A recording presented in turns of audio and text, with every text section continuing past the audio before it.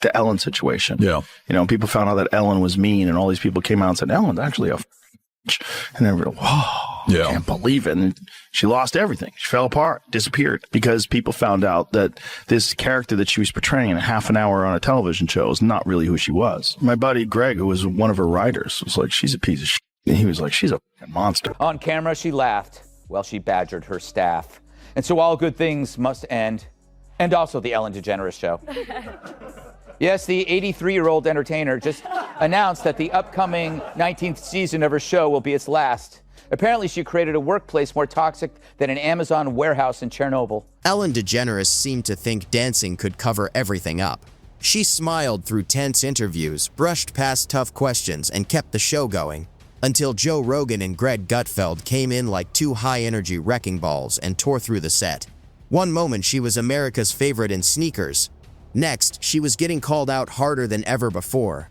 It made people wonder what was really going on beneath that polished studio floor. Suddenly, the show felt less like fun entertainment and more like something much harder to ignore. Beautiful name, Isis. Ellen's rough. That's Ellen a rough is like one. an old. But it's a rough one now. It's a rough one now because she was running Abu Ghraib in the back of her show. That's a rough one. She's out there dancing with Kristen Bell, and in the back, there's people that are getting up on the rack like this. It's so weird when you see, like, a lot of people saying that someone who seems so nice is not nice at all. She does. Countless allegations surfaced last summer that the show's work environment was rife with harassment and discrimination. Following those charges, Ellen's ratings dropped faster than Kevin Spacey's pants at a boy band. According to reports, Ellen DeGeneres, the same person who told the whole country to be kind, was allegedly running her show more like a high-pressure workplace than a warm, friendly set. Behind the scenes, there were claims of staff feeling stressed, intimidated, and worn down over time. That's a very different picture from the upbeat, feel-good image she presented on TV. Out of show business. Yeah. Thanks. Yeah, because I'm mean. Yeah. Yeah, you can't be mean and be in show business. No, they'll kick you out. If you're enjoying this breakdown so far, go ahead and hit like and subscribe. But don't worry, because Joe Rogan and Greg Gutfeld have both taken aim at what they see as one of daytime TV's biggest illusions. Rogan runs a podcast known for its unfiltered, anything-goes style, while Gutfeld brings a sharp, sarcastic edge on Fox News, usually delivered with a smirk and a pair of loafers. Together, they turned that energy toward Ellen DeGeneres, and suddenly that bright, pastel set didn't feel so dreamy. It started to look more like the harsh glow of a waiting room. She doesn't seem nice, but that's people have a very poor judge of character. She doesn't seem nice. It seems forced. People that are like that all the time, she doesn't seem nice. It's very forced. And whatever, you're allowed to be a bitch, right? You're allowed to be a bitch. You're allowed to be nasty to people. You're accomplished. You're a comedian. You did the whole thing. What you're not allowed to do is have a Guantanamo Bay situation in the backstage of your show where everybody's walking around. Ellen was known as the Queen of Kindness until people started questioning what that really meant behind the scenes. Stories began to spread. Don't make eye contact with her. Don't speak unless she speaks first. And even then, be careful not to catch her at the wrong moment. Some staff reportedly felt more like part of the background than part of a team, which is a bit ironic considering many of them probably had more personality than the set decorations around them. DeGeneres, bails for the UK. All right. I'm going to go to you first, Kat, because this is I think you understand the story. So Ellen and her wife, Portia, have left their millionaire haven of Montecito for England. Now, they're saying they'll never come back in the wake of Trump's win. Do you think that's the reason why she's leaving? Absolutely not. Yeah. I mean, Ellen got canceled for real a few years ago from just being a jerk. Yeah. Like, it wasn't like a single comment she said or something she did, just lots of people saying that working for her was a living nightmare and that she's a jerk. And I think that's probably why she wants to leave, because she hasn't really been able to make a comeback. Rogan, a guy who casually talks with astronauts, conspiracy theorists, and pro fighters, seemed genuinely fascinated by the drama surrounding Ellen.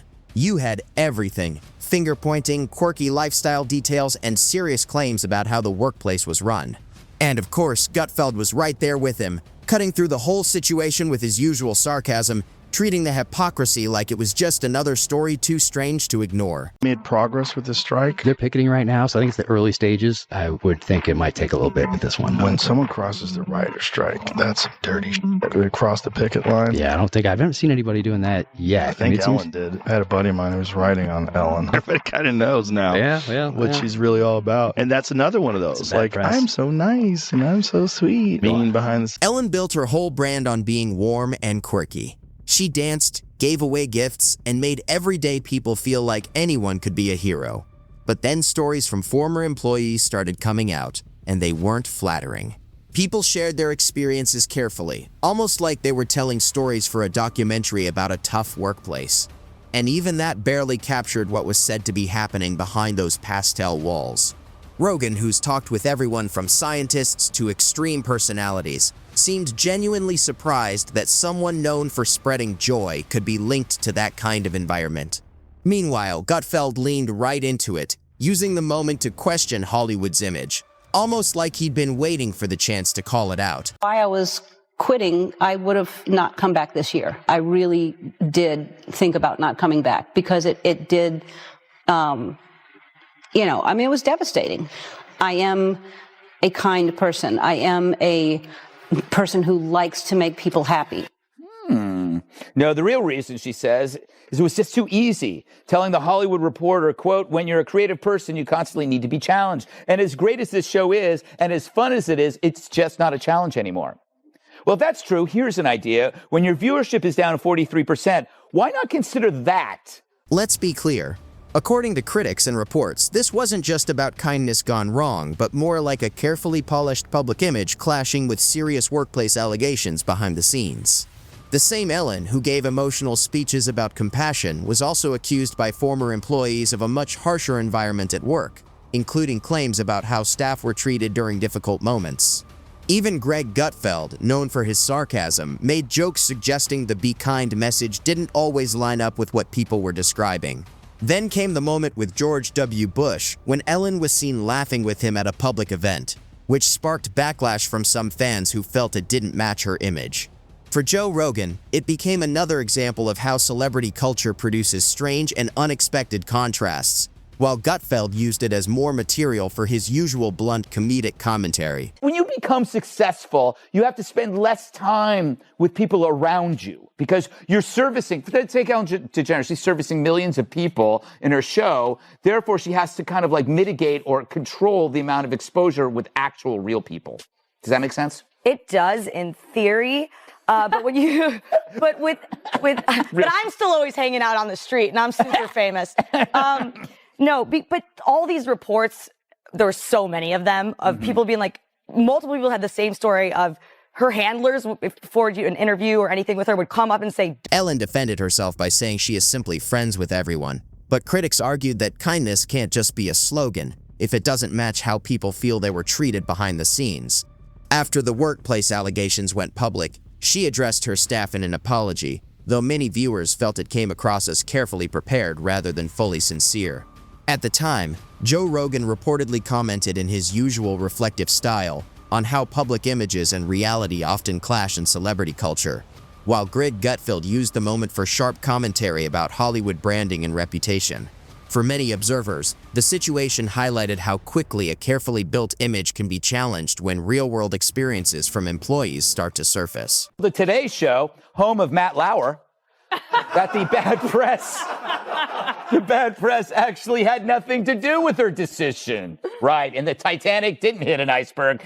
There was a lot of talk about how Ellen's public image didn't always match what some former staff described behind the scenes. On screen, her smile and dancing created a carefully polished, upbeat atmosphere that audiences loved. But critics pointed out that television is often highly produced and controlled. Every day, she would dance out into the audience, and the crowd would react with huge excitement, reinforcing that sense of effortless joy. At the same time, reports from employees suggested a more complicated and sometimes tense workplace environment off-camera. Commentators like Greg Gutfeld used the situation to make sharp jokes about the contrast between image and reality in Hollywood, while Joe Rogan approached it in his usual conversational way, treating it as another example of how celebrity culture and public perception don't always line up. Emily, I watched her comedy special. Mm-hmm. It was like a huge pity party. It was about how she was lamenting how her reputation has suffered. She's essentially as popular as a pit bull with monkeypox. But she's putting this on Trump. Do you think that she's going to be, just everybody's going to love her in England?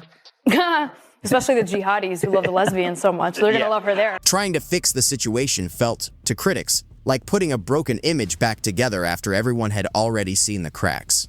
The public had already heard the stories, and reactions were mixed and watchful.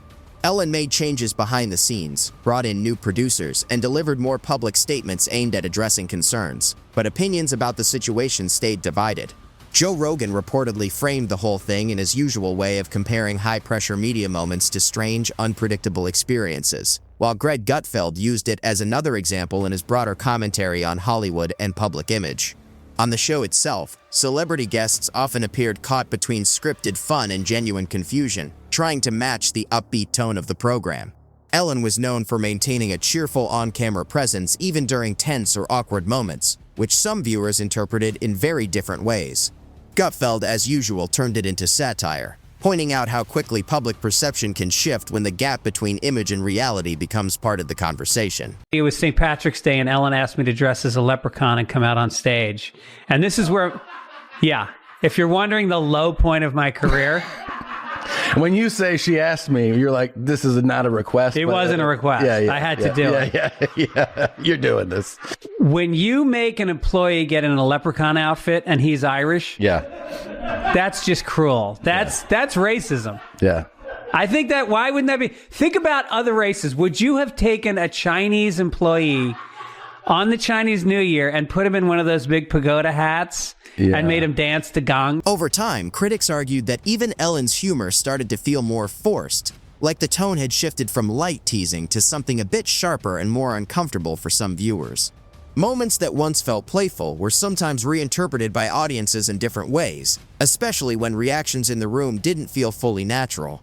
Greg Gutfeld used that kind of shift as material for his usual commentary on media and celebrity image, often pointing out what he saw as the gap between public persona and behind-the-scenes reality. Joe Rogan, on the other hand, tends to frame these situations in broader terms about fame, perception, and how quickly reputations can change in the public eye. As for Ellen's attempts to move forward, she explored different projects after her talk show era, like many longtime hosts do when shifting into new phases of their careers. Some critics saw these efforts as rebranding, while others viewed them more simply as career evolution.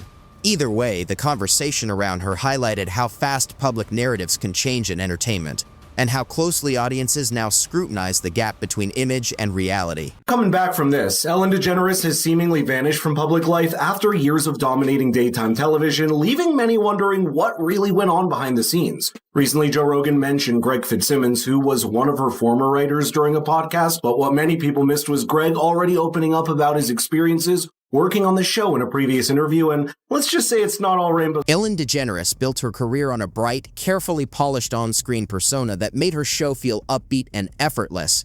But over time, critics and former employees raised concerns about what the workplace environment was like behind the scenes, which contrasted sharply with that public image. Her dancing and comedic style were widely seen by audiences as playful and entertaining, while others later reinterpreted them through a more critical lens in light of those reports. Like most daytime television, the show was highly produced, with structured segments, planned reactions, and multiple cameras shaping the final result. Greg Gutfeld often used that contrast between image and perception as part of his commentary on media and celebrity culture, while Joe Rogan tends to frame similar situations more generally around fame, pressure, and how public narratives form and shift over time.